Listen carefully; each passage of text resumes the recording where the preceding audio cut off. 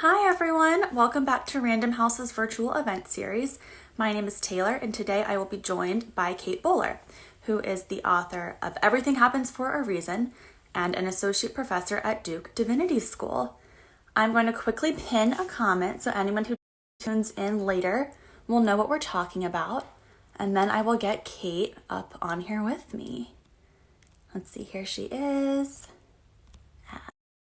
Waiting for Kate, feel free to introduce yourselves in the comments. Tell me where you're tuning in from, what you're reading, what coffee you're drinking this morning. Hey, I meant to have the full resplendent and also my book, but then it turns out my kid was having a sleepover with the only other child he's allowed to be near. So here I am in their room. We will make do, no worries at all. Do you want to start by telling us a little bit about yourself and your book? Oh, sure. Yeah, my name is Kate Bowler. I normally, well, I kind of thought I would just be a professor. My dad's a professor, my mom's a professor. We begin all sentences with "it was the late 17th century," you know. So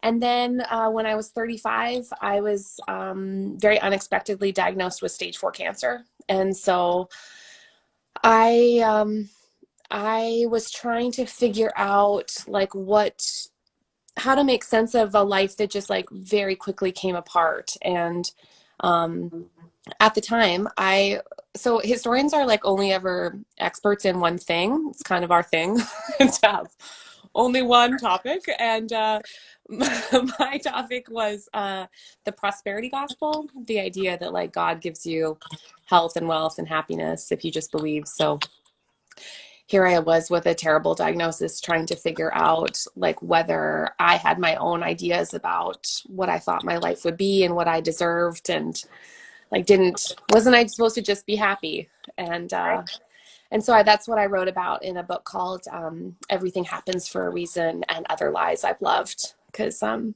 everything happens for a reason was something people said to me a lot when I Yeah, was I actually just listened to that book on oh, audio, and it is cool.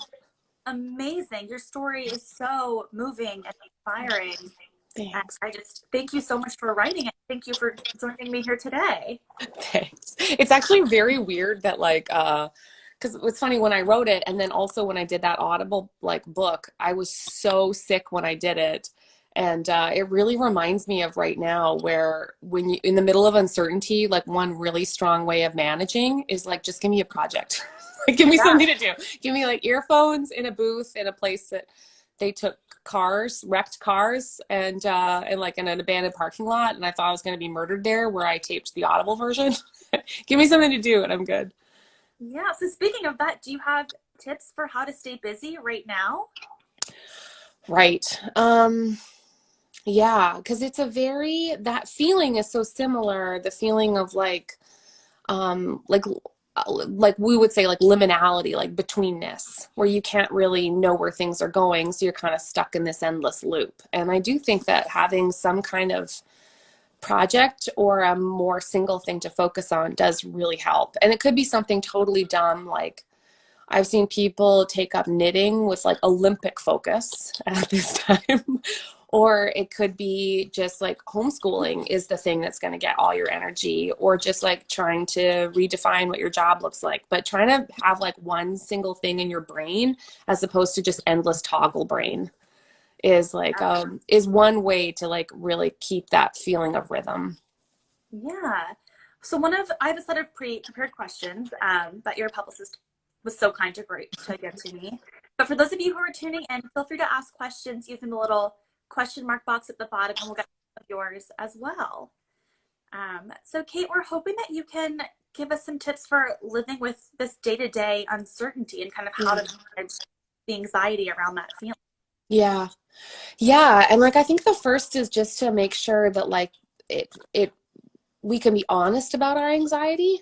Um, Part of the reason why I have ended up studying like cultural scripts around how people explain uncertainty is that so often we're just told that we're supposed to sort of like ramrod our brain through the fear we're feeling. Like we're not supposed to say we're afraid, we're not supposed to say we're anxious. we're just supposed to wear t-shirts that say things like the universe has your back and like let's just stay positive. And I think like it makes it really difficult right now to speak honestly about our circumstances. Most people at this moment are are overwhelmed and they're taking care of people who need their best selves every day with limited resources. And it makes us feel kind of nuts to not. And so, yeah, speaking honestly about anxiety is one way to immediately cut through some of the noise. And the second also is just to try to figure out like, well, what do you have? Like, what do you have to give in the single course of a day? Like, what's your best gift you can give? Like for me right now, it's that I have a 6-year-old who thinks he's a dinosaur. And like, I know that I can give my best version of that between the hours of 9 and 11. Like after that, he's not going to get like, he's going to get like a different version of what I have to give. Sure. But like trying to figure out like acknowledging your resources and then figuring out what you can do inside of a limited day are like the two most anchoring things I do. That is a really, really helpful tip. And do you think that it's okay to just fall apart sometimes? Yeah, absolutely. Like, I mean, I think one of the most punitive parts about suffering is our culture teaches us to experience shame when we feel helpless. And like, we feel helpless right now for good reasons. Most of the structures that are supposed to bear up our lives are not holding our weight. And so, absolutely. And like sometimes it's just, especially if you're a woman, just like sitting in your car for a hot minute. So that like, but like having the person you can call, having the moment of raw honesty, like crying in the shower, I just like, I, I think that if we can't get to that place of honesty, then we don't give ourselves full permission to like acknowledge like, hey, I'm actually like I'm more resourceful than I thought, but only because I also know I'm more fragile than I thought. Yeah, and kind of about like forgiveness for yourself, I'm sure is kind of helpful during the Yeah. season. I felt really embarrassed, frankly, to be so fragile. Like I've lived as a, you know, someone whose life always bends toward drama by accident. I'm just like one of the fragile people. I've been immunocompromised forever. I was like constantly like licking every surface by accident, just like felled by every parasite. And so I think just like being allowed to be open about our limitedness is a big thing, especially for women who are culturally conditioned into invincibility narratives. Definitely. One thing, I think you've called yourself an incurable optimist. Yeah. And I love that phrase. And I'm wondering, how are you finding sources of optimism right now? Yeah. Well, because I really hate how the culture mostly does it. It's just like forced positivity. It's um it's based on theories that we think our minds are the most powerful things about us and we ignore everything else. I think what I think just knowing that hope is a story that's about the future, like things can still be beautiful, but it's also allowing us to surrender a story that things are always going to get better. Like things are not always going to get better. Like we just have to know how to find beauty and truth and meaning inside of the things we can't change. And if that gives me a sense of like trajectory without having to like pivot back to those like someone mentioned perfectionism here, but that kind of perfectionism about having to always feel like your life is going to come together. That's a really calming sentiment, actually, just to kind of stop and not have to worry about the future and just find one thing that's beautiful today in your life. I really Yeah. like that idea. Yeah, it can like pull the future back into the present. Like people always say stuff that I know is crap, like just live in the moment. And like anyone who like needs to know if their retirement plan just tanked, like can't constantly live in the present. Like we're future oriented creatures. We're always pulled toward the future, but like allowing the future to tell us a story about ourselves in the present, like we are still loved, our lives are still full of beauty, we are still surrounded by things that like give us meaning and joy. Like that is like that's a world I can get behind. Definitely. So, for those of you who are just tuning in, my name is Taylor. I'm with Random House, and I'm here with the wonderful Kate Bowler, who is the author of Everything Happens for a Reason. It looks like we have a question for you in this box. Um, Bethany would like to know what has brought you joy in chaos? Hmm. Oh my gosh, because I do not love chaos. Yeah, well, right now, I think it's so I think like kids are great for absurdity, and I do find that absurdity really helps me rediscover possibility. Like, because I have my scripts for how to get through a totally bananas day, and so like, how to like, and I do find that like the like absurdity that he brings just gives me so much life. Like, for example, I was trying to put him to bed, and he was like, Mom, before you put me to bed, I need you to know that you are scared of things, and I want to talk to you about my pet. And I was like, I don't think you have. We don't have a pet. And he was like, I know you're afraid. And I was like, and he's like, Zach, are you trying to tell me that you hid something? Yes. Are you trying to tell me you hid something in this room right now? And he's like, yes. And I was like, and he's like, but don't worry, Mom, I'm keeping you safe. And then he leaned over and like kissed me on the nose. And that's how I found out that there was a snake in my closet. Ah, He was like, which was like, buddy, you're gonna have to take your friend outside. But like the like highs and lows and the like, why am I having this problem right now? It all of a sudden does like clear up a tiny little space to feel something other than that flatness that the pandemic and also so much uncertainty creates. It squishes us into a kind of person who's just trying to anticipate, but then ends up feeling kind of paralyzed. yeah, definitely. Another question that I have for you is, do you have any advice for how we can cope when we can't be physically close to our Yeah. friends, family, and loved ones, Yeah. especially if they're sick or suffering in some way right now? Oh man, and that's so hard because like the gift of presence is like such a big thing that we can give each other when we're not sure how to like, you know, because so much of what we recommend, right, is just like just hold their hand. You don't always have to have the right thing. But I do think that sentiment holds that like we don't like I know that in the face of great pain, I didn't need answers. I wasn't actually looking for someone to come solve my problem. I was looking for someone who could tell me like even in the midst of the horrible, like who can I yet be? Like, can I still be, am I still myself? Can we still laugh? Can we still, like someone that reflects that beauty back to you? I kind of picture it like in the medieval era, sorry for this, just like historical You have reference. your one thing. But in the medieval era, when they wanted to build buildings taller, like they couldn't without adding extra stuff on the side, like flying buttresses, right? They add like those doodly dads that help, and they're like, oh, we could add another couple stories on this sucker, like now that we have this scaffolding. And I've kind of started to wonder if maybe like having going through suffering, even just like being fragile is a job like that, where we need like flying buttresses. We need the people who come alongside us and it helps us feel stronger, taller, more capable, even if we're coming apart. And so calling, like reaching out, writing the letter, sending the email, sending the stupid YouTube clip, like I don't care if it's cats dancing, just like, or the thing that like my sister said to me in the worst, she just said like, you are loved, you are loved, you are loved. You will not disappear. You are here. And like, how is that like every single thing you need to hear when you're like worried that you're going to come apart? So like just people who tell you like you are here is like, is our best. I think that's our suffering A game. That is an incredible sentiment. I hope that people are finding that helpful. We have another audience question for you. How do you describe your personal writing process? Oh, crying into a laptop till I worry that I've created electrical deficiencies in the computer. Um, Sure.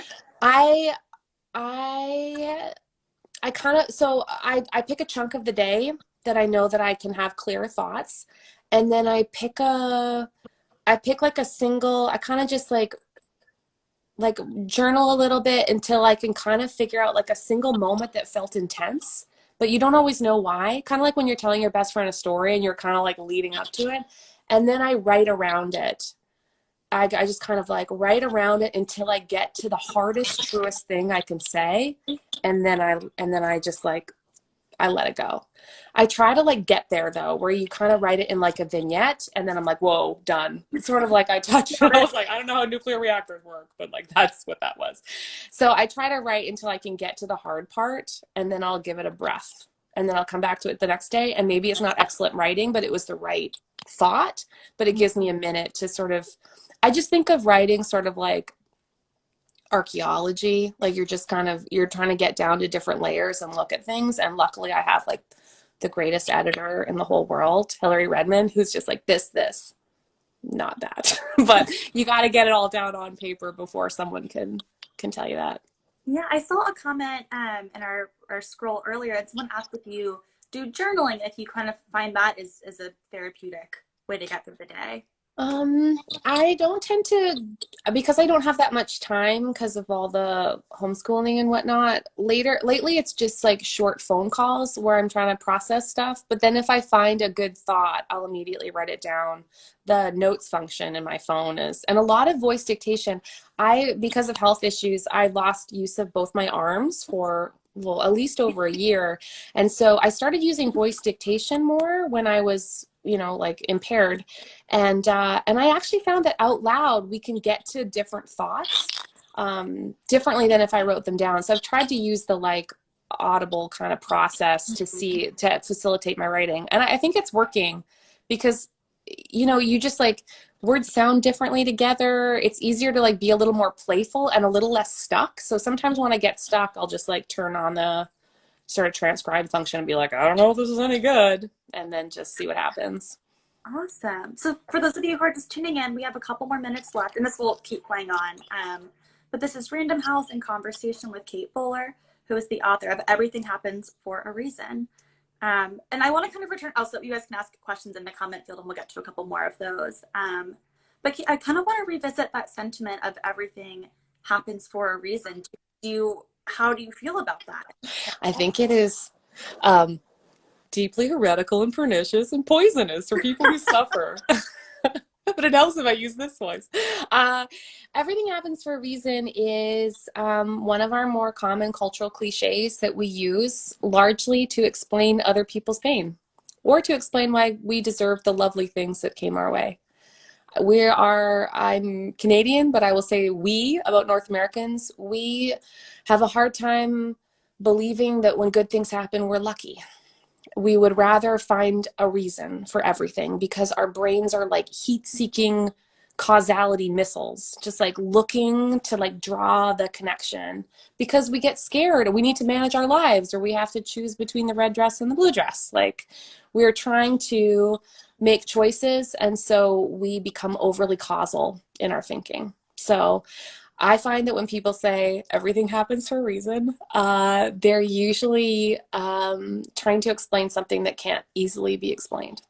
So I do think there are lots of reasons that we have that give deep meaning for our lives. Like I'm a Christian, I love Jesus, I pray, blah, blah, blah, which I just like anchors my whole life. But I also, I've given up on the idea that God or anyone else should be teaching me lessons. And that's fundamentally what I'm supposed to do in life. I think fundamentally we are built and made for love, and that love doesn't always need a reason.